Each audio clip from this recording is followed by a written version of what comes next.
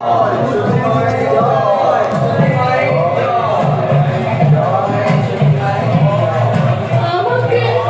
আমাকে বাঁচাও, আমাকে বাঁচতে দাও, আমাকে জ্বালিও না, বাঁচতে চাই, আমি বাঁচতে চাই।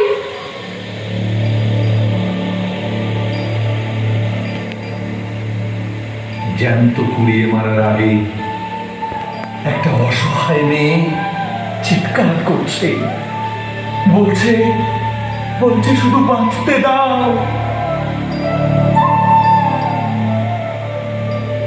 চারপাশে ধর্মের ধ্বজাধারী বিকৃত নপুংসকের দল জ্যান্ত পোড়ানোর টাটকা ছবি দেখতে বলে আর পোড়া মাংসের সেকা গন্ধ শুকবে বলে ঘিরে দাঁড়িয়ে আছে। হাতে খোল, করতাল, কাশি, যাতে যাতে চিৎকারটা ঢেকে যায়। সাথে পাকা বাঁশ, গিটের লাঠি, যাতে আগুন ধরা মেয়েটা জ্বালায় না পালায়।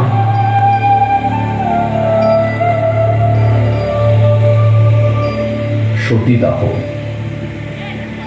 সেকালের বাংলাদেশের ধর্মের নামে এক নির্মম বিভীষিকা, এক জ্বলন্ত অভিশাপ।